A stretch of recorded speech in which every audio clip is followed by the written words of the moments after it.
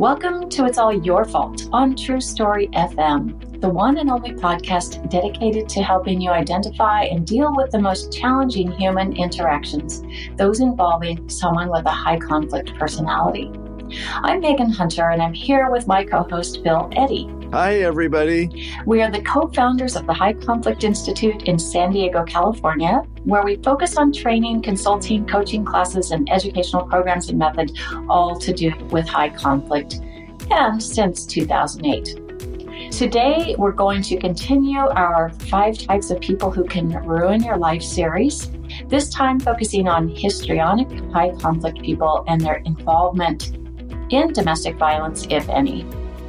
Before we start, please send your questions to podcast@highconflictinstitute.com or on the website at highconflictinstitute.com/podcast, where you'll also find all the show notes and links. And if you have questions about our upcoming series, we're going to do a series on resistance and refusal in divorce and child custody cases. We're doing another series called the Radar series, where we'll help you figure out how to kind of spot this stuff in advance. So send those questions on in.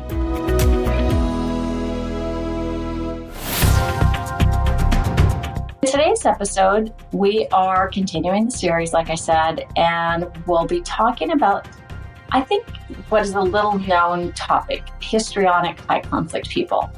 So, Bill, you started the book, 5 Types of People Who Can Ruin Your Life, and you titled this particular chapter, The Dramatic Accusatory Type.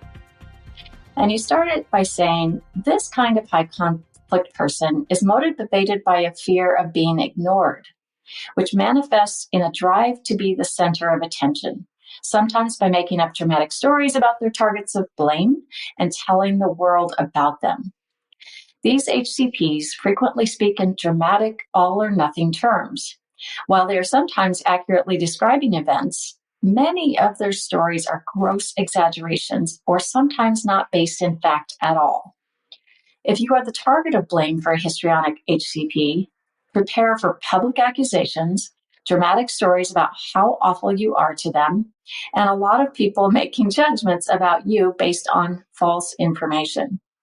Histrionic HCPs consider their targets of blame the reason that they are helpless victims, which justifies them in continuing to be helpless and seek others to take care of them and their problems. They can be very persuasive at getting others to help them. So, Bill, I think the term histrionic, I know we've talked about this on the podcast before, but it kind of conjures up this image of the hysterical woman in the old black and white movies, and she's, getting all upset and the Clark Gable comes around and gives her a slap and it's, histrionic. So I'm thinking it's probably more than that, right? So let's talk about, like, if you were on an airplane and you're talking about this with someone and they say, what does that even mean? What's histrionic mean? Basically, it is an exaggerated emotions, exaggerated drama, intense excitement, things that will get attention, a lot of emotion. So emotion and drama, when you think of those, but that's not all of it. It's that they're really a victim, that everything happens to them. And I remember doing a training for nurses once, and they talked about the 5 different personalities. And they said, of the 5, this is the one we get the most, because they claim to have terrible physical, I'm dying of cancer, and you find out that, it's like a bruise or something really minor. And so in many ways, it's an exaggeration. And as you said, occasionally they do make things up completely. But most of the time, it's just an exaggeration and an emotional exaggeration. But what's important here, and remember, we're not teaching people to diagnose anybody, and we're more interested in what patterns of high conflict behavior are. So the histrionic pattern of high conflict behavior is to escalate conflicts by being so dramatic that they kind of suck everybody's attention into them and what they're saying and doing. It's very distracting. It can be very distracting in an office where you have one person that's always trying to grab all the attention and may just do physical things, say at a staff meeting, that just keep distracting everybody. What are they doing? They're shuffling papers or they're spilling things, and now I have to pick them all up. Things like that. That drives me crazy. Yeah. That probably drives everyone crazy. Yes. But what's interesting is, because we talked earlier about borderline personality in a prior episode, which may also be very emotional, but borderline has mood swings to the very intense rage. And we don't usually see rage with histrionics. It's much more just kind of surface drama, a lack of depth, maybe dressing in ways to attract attention. One of the characteristics is kind of seductive movements. And I once had a client as a lawyer who was referred by her psychiatrist, who I knew. And he said, Bill, she's got histrionic traits. And she would sit in my office and just kind of twitch and just, she just kind of move in strange ways. And it wasn't seductive. It was just weird. But it was part of who she was these dramatic movements. So in some ways easier to deal with, for example, than, say, borderline extremes, but in many ways hard to kind of pin down and make progress with. So people who are professionals, when you have a client like this, it's harder getting them to focus, but it's worth trying to do that. Just realize it takes a little more time. And for the average person is just to be aware, this is drama without substance most of the time. Now, there may be occasions they may actually be victims of a crime, victim of abuse, but they also distort a lot. So you have to really check their stories. Might their behavior sometimes be confused with ADHD? Possibly, because there's a lot of impulse to it, but I wouldn't say it's directly related. Maybe not related, but I wonder if someone might confuse, kind of see maybe you were talking about the movements, maybe that someone's twitching a lot or moving in seductive ways or things, and perhaps that could be mistaken for something else like ADHD. Yeah. And that's what's interesting with all of the personality disorders and other mental health issues. There often is some overlap too. So there may be some people that have both, because in many ways, histrionic people do have a hard time keeping their attention focused and kind of going from emotion to emotion to emotion. So I'm sure there's some people where that overlaps, but it also could be misunderstood. And what's interesting, ADD, there's medications that can help with that. Whereas the personality disorders, there isn't a medication to change the personality disorder, because that takes really learning a whole range of behaviors, language, use of your body, etc., to change. So that's a much bigger process. Mm-hmm. Now, the DSM-5 lists up to 8 traits of histrionic personality disorder. You say in the book that there's 3 key characteristics of histrionics that lead many to be histrionic high conflict people. One being drive to be the center of attention. Second being dramatic speech, generally lacking in detail, but with exaggerated emotions. And 3, misjudgment of relationships, thinking people care about them more than they do. So this last one has my attention. So they're kind of, speaking of attention, so in their drive to be the center of attention, I guess I'm just trying to break this down, they're getting someone to pay attention to them, and in so doing, they think that they have a closer relationship than reality. Is that what this means?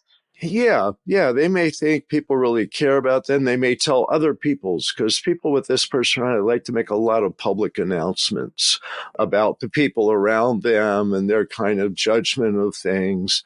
And so just loves the heck out of me. And, everybody needs to know that this person, just is so one of my biggest boosters, and you find out that it's a famous person and they met in line and shook that person's hand and had like 10 seconds with them.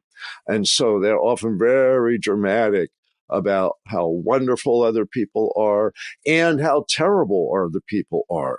And that's where, as you mentioned earlier, they hook other people into blaming their targets of blame with them because they can be very persuasive because of all the emotions. I just had a thought about another mental health condition called erotomania. Do you know much about that? No, I haven't focused on that, but that comes up with some of the personalities. Yeah. Heavy emphasis on sexuality, sensuality. Yeah, and it's sort of from what I recall, believing that there's a closer relationship to maybe a celebrity or someone famous than there really is. And it seems to have some similar things here. And I recall working with a person years ago who someone else who actually was in the mental health field said, oh yeah, that person definitely has erotomania.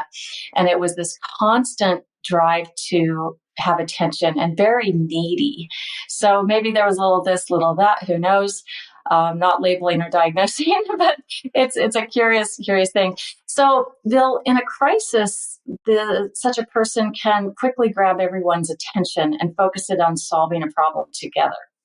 And some say that many movie stars, rock stars, and other public performers have traits of of this personality, though not necessarily the personality disorder. Let's expand on that. And then I have a question about Paul McCartney. Okay, yes. Celebrities, very attracted to celebrities because celebrities get a lot of attention.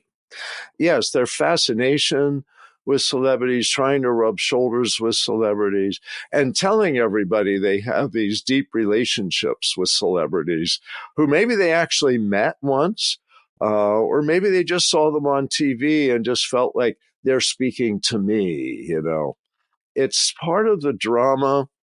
And one thing I mentioned later in the 5 Types book is I think each of these 5 personalities really, in many ways, goes back thousands of years. That these high conflict people aren't evil, they're ancient. And that in ancient times, such a personality may have really brought people together to solve a problem. And while they're not good at solving problems themselves, they are good at pulling people together, grabbing everyone's attention.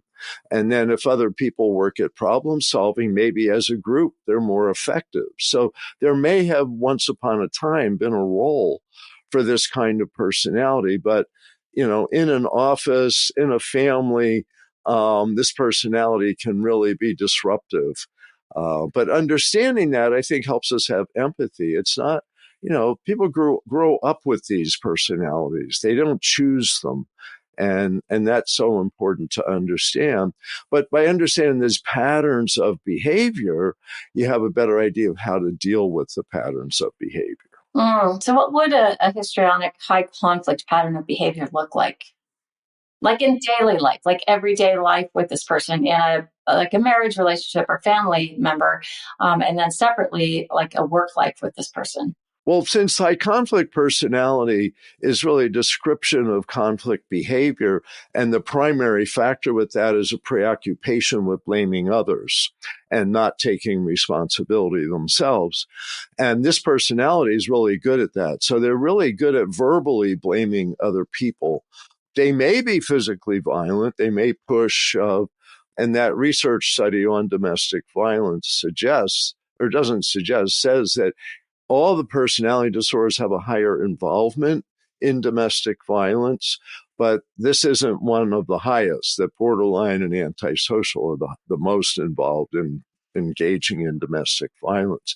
So that's another possibility. But the preoccupation with blame, and if they have the personality disorder, that means they have a stuck pattern of behavior. That's the enduring pattern. So you have an enduring pattern of blaming others in the family. It's all your fault. This could be husband or wife, could be one of the kids sometimes that's stuck here, because kids go through this, of course, but we don't diagnose kids in most cases. It's very rare because they're not stuck in a pattern of behavior yet. In the workplace, this is the person that distracts everybody, draws all their attention, and may look very appealing in an interview.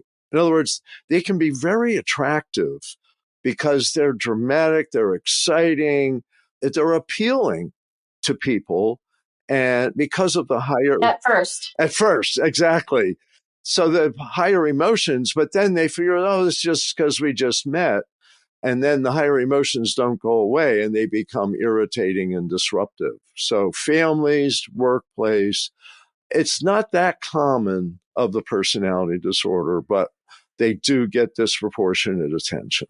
So let's talk about how common it is, and then we'll come back to Paul McCartney, because I forgot to ask you. So the NIH study of around 20 million people from 2008 indicated that about 2% of the general population of the U.S. has a histrionic personality disorder. Do you think that number is still accurate now that we're a few years beyond 2008? Well, it's interesting because being the center of attention has become very important in our culture over the last 15, 20 years. And mechanisms for everyone to be the center of attention have grown with TikTok, Facebook, and YouTube, etc. All of that. And so I think that people who may have been kind of irritating to their friends, relatives, co-workers, and kind of on the fringe of the community are now finding a way to be at the center. And so you get some really strange behavior that may be driven by histrionic personalities. But it's hard to say if it's increased that much. But I do want to add, we often see this in combination with some of the other personality disorders, especially narcissistic personality, because narcissistic is also a drive to be center of attention, but they don't necessarily use drama. So you get someone who's dramatic and narcissistic may have a really big impact. They're kind of a big personality. People often think of people with big personalities. And you may see both of these in some celebrities. You may see some of this in Hollywood. But again, people may have traits, but not the disorder, which means they may be more workable and therefore more successful. They may change and learn and grow. Whereas when people have a personality disorder, they have an enduring pattern, and getting those folks to change, learn, and grow is much, much more difficult. Oh. So let's take a break, Bill, and we'll come back and I'll ask you that question and a few more, and then we'll wrap it up.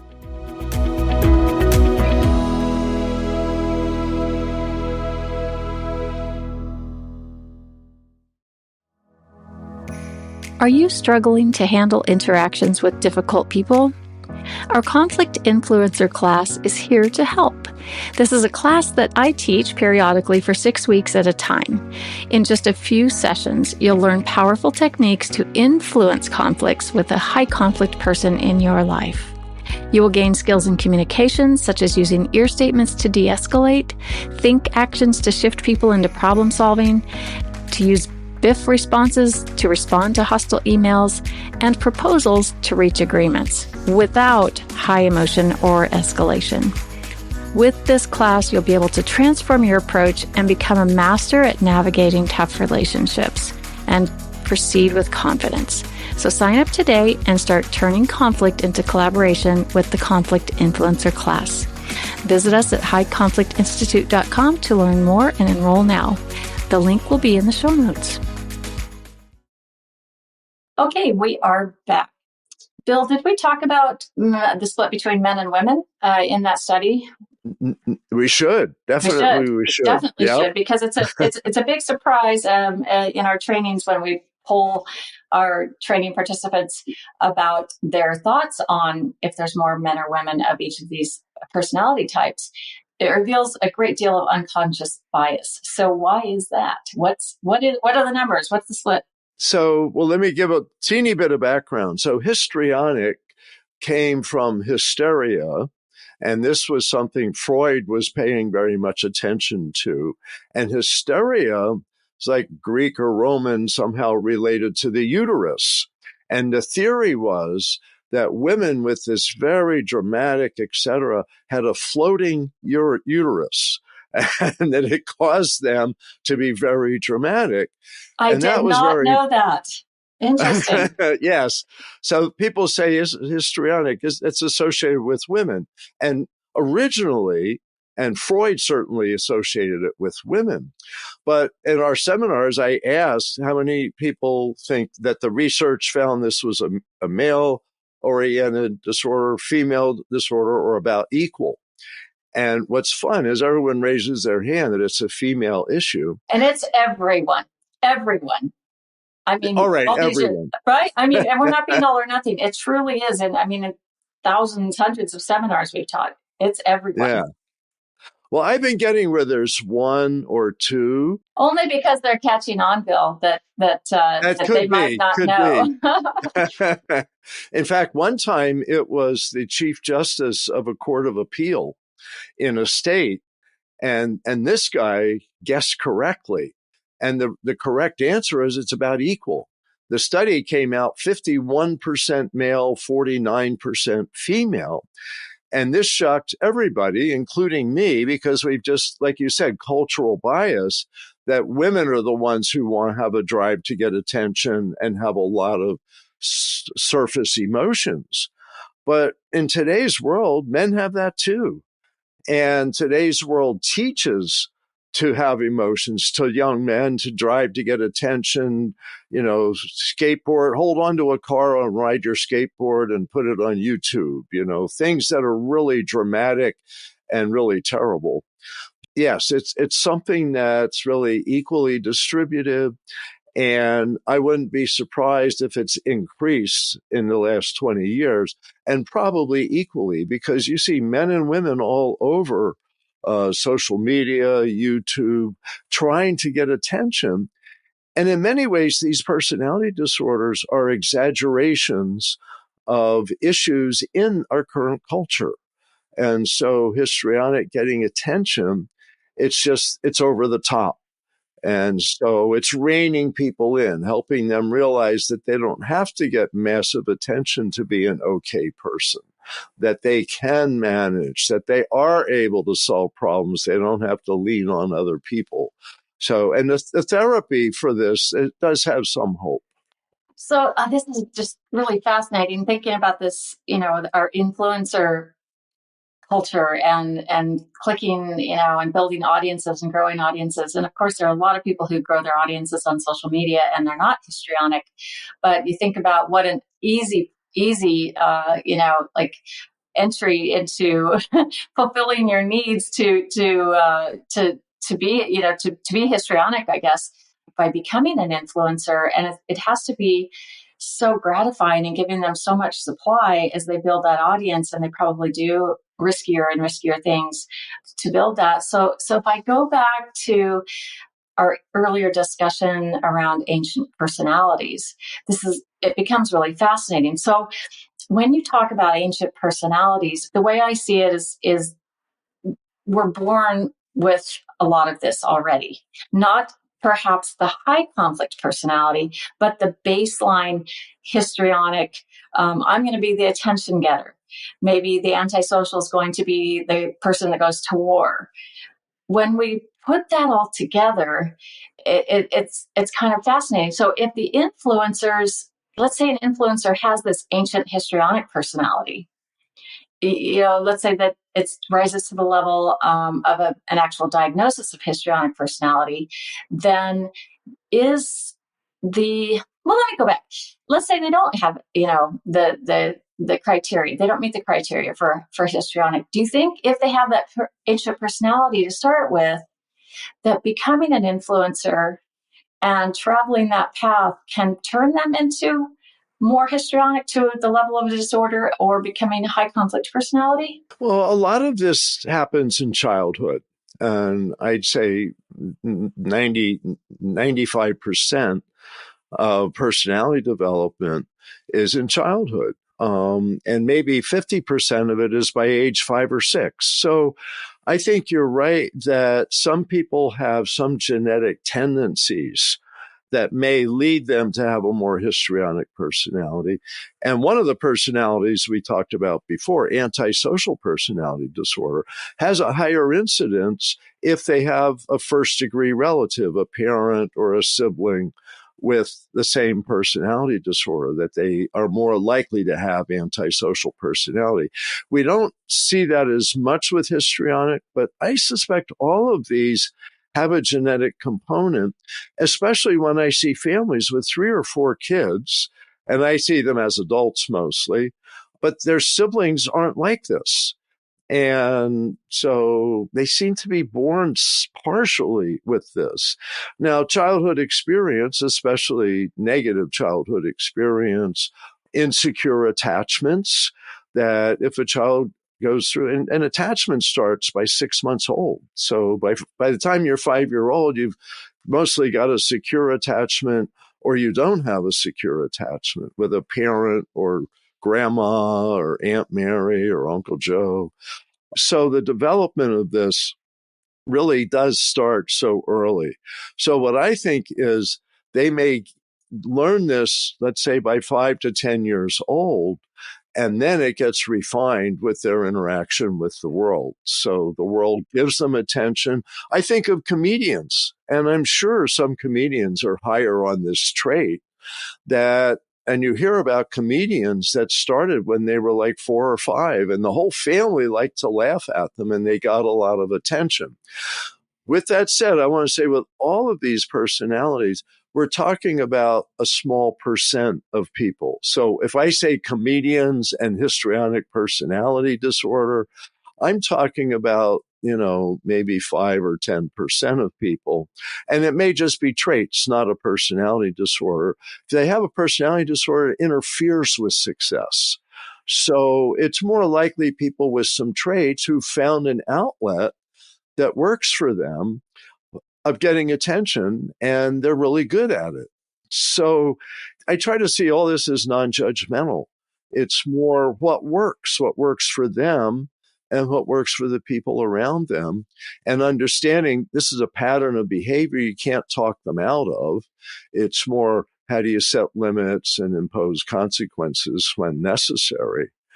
But it's a mixed message with all of the personality disorders, because the ancient theory is that they really were functional in society long ago, in a world that spent a lot of time at war and people dominating and killing each other, and they helped people get together and fight back. So they may have been real helpful at one time.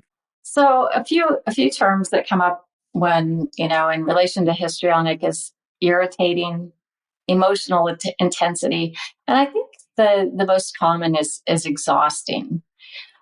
We hear that quite a lot from folks who think they have someone like this in their lives, and just really tough. So what's a way, if someone's really exhausted by their loved one, or, someone they're working with, what's one key skill they can do to relieve themselves of that exhaustion?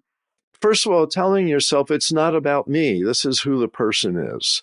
And so they may be blaming me a lot. They may be in my face with drama and emotion a lot. It's not about me. There isn't a reason I have to accept all of this. And so in many ways, it's moving to being able to say, if you keep standing like a foot away from me, I'm going to have to leave this conversation. Things like that you have the right to set limits on your exposure to the high intensity emotions. And you can do it with empathy and say, this isn't helping either of us because we're not really having a conversation right now. And I encourage you to find someone else to talk to, because I've heard that, I empathize with you, but there's a limit to what I can do. And in the workplace, this is something that may come up. There may be someone that you need to say, okay, remember, we're not going to talk further about that issue. That's done. And now I have to get back to work or back to a project or something. So in many ways telling yourself you're okay and you have a right to set limits and impose consequences if you have to. So important. Yeah, I think people feel like they're not allowed to set limits. And that's one of the big things in our culture. We have to learn how to do that with high conflict people. It doesn't help them to tolerate someone that now you never want to be around. It's better to set some limits so you can be around them to some extent that works for both of you. So their dramatic stories bring in others who become negative advocates. So how do you know if you're becoming a negative advocate? Well, the key thing with negative advocates is they're emotionally hooked, and this person's excessive emotions often hook other people. I think it's your right amygdala in your brain that gets emotionally hooked, but uninformed. And if you find yourself feeling, I have to do something for this person, I have to save them from the drama, whatever it is, that's when you're becoming a negative advocate, because you always have a choice. And also, it's not up to you, it's up to them. You can assist them with problem solving, but maybe they have a legal problem and you go to court with them or do some research for them, but you can't fix it for them. And none of these personalities can you fix it for. And you shouldn't imply that you can. You say, I can help you, but this is your responsibility. Remember, they shed responsibility and blame others. So don't accept other people's responsibility. Is keep it on their shoulder and say, I can help you, or maybe I can't help you. Okay. So 2 quick kind of yes/no answers, and then we'll ask the Paul McCartney question. Will the histrionic personality lie? Oh, for sure. But more they exaggerate. But if necessary, they'll lie. All of these high conflict personalities lie more than the average person in order to preserve their sense of life, to preserve their identity, to preserve their relationships. They'll lie and may create very dramatic stories of terrible things, like say that they're sick when they're not really sick. I have cancer, I have to go to get treatments for this. And you find out they don't have cancer and they're not getting treatments for this. That's an extreme. It's more likely they're exaggerating. And but it's good to check things out. Don't accept things at face value. And the reality is 100% of human beings distort some information. And so these folks have a pattern of distorting information. So check things out. Maybe even Google somebody if you're wondering, is this story true? Yeah, we've done that. We've learned some interesting things, haven't we, Bill? Yep. All right. So tell us about the Paul McCartney story. Yeah. So what's interesting, and we're not publicly diagnosing anybody, but for a short period of time, Paul McCartney was married to a woman who seemed to have some of these traits. At a period of life after really the love of his life, Linda McCartney, died from cancer, he got involved with another exciting woman, dramatic woman, someone with public exposure, top of her field in some ways. And they married and everything was exciting. But then they had an exciting divorce, sad to say, and they ended up in court. What's interesting is she claimed that she did all of this stuff for him, that she rebooted his career. He would have been nothing at that point in his life if it wasn't for her. I think she accused him of some abusive behaviors. I don't know if it was physical abuse, but I think it could have been. And she was in the news saying, him and his people are abusing me. Anyway, I wanted to just read a paragraph from the judge's decision when he rejected her claim that his success was due to her at that stage in his life. So the judge says, I wholly reject her account that she rekindled the husband's professional flame and gave him back his confidence. I have to say that the wife's evidence that in some ways she was the husband's psychologist, in quotes, even allowing for hyperbole, is typical of her make-believe. And that's characteristic of history. I don't know if she had that or traits or anything, but that's characteristic of the histrionic personality. They claim credit for more. They think things are deeper than they are. And from the outside, this judge could say, looking at all the evidence, this just doesn't fit. And that's the kind of thing to be prepared for. And the judge used the word make belief. And I think that's something you have to kind of, is this true or is this part of this person's make belief? And that's common with this personality. So that's probably a good one to wrap up with. All right. Well, thank you for that, Bill. And listeners, thank you for listening to our podcast. We so appreciate that you do. We're going to put the link for this book, 5 Types of People Who Can Ruin Your Life, in the show notes.